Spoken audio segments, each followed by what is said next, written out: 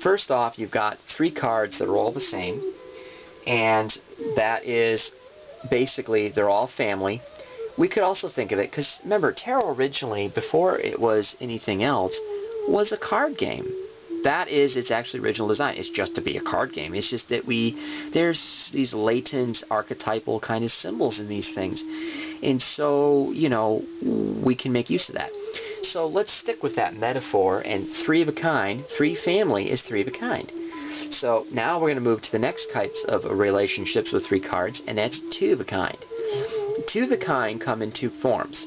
You have 2 of a kind right next to each other, and 2 of a kind is a flanks with a 3rd card that's different. Obviously, if it was the same, if it was also family, you'd have 3 of a kind in the middle. So we're going to do with the 2 of a kind near, as I call it. 2 of a kind near, and then there's 2 of a kind flank.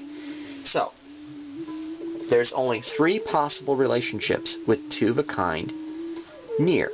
You have a ally one, you have a neutral one, and a contrary one. The card, the other not family, could be on this flank, it could be this flank. Doesn't matter. It's going to be the same result. As you'll see, eventually this stuff gets kind of easy. So let's go ahead, and I'm going to do these. These cards were just randomly grabbed to fulfill, but I did not pick these cards explicitly.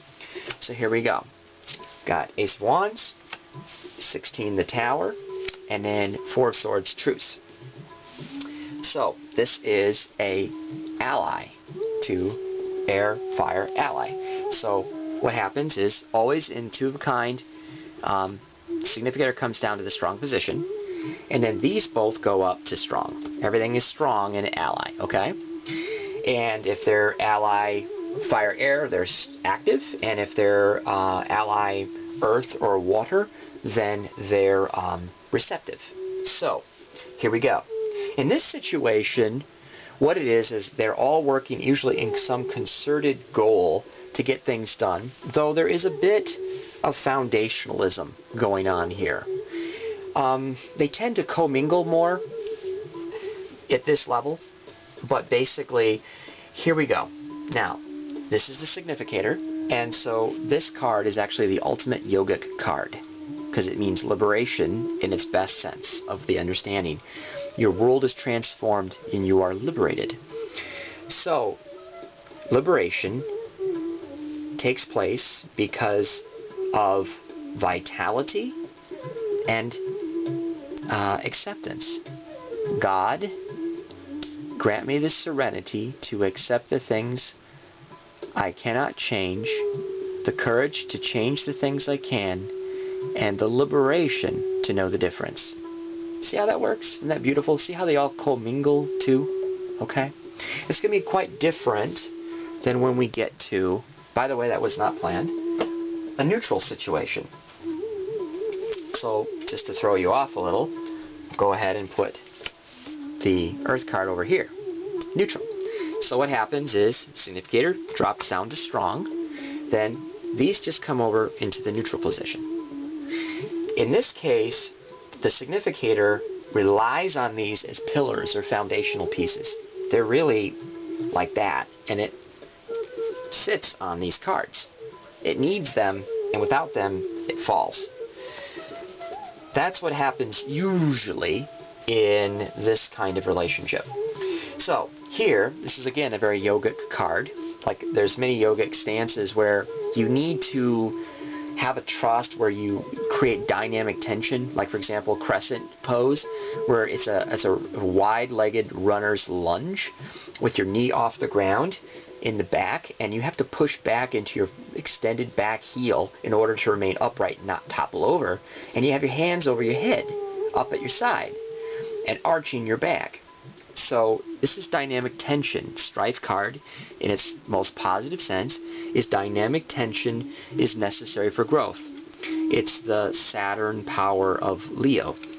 And what happens is, in order to have this happen, to get this dynamic tension, in yoga, we talk about steadiness and ease and presence of mind. The steadiness is actually also known as effort. And ease is relaxing. It doesn't mean limp biscuit. It means letting go of your superficial muscles, which are usually surface muscles, to activate your deep muscles, which really will keep you going. And then presence of mind, being in the present moment.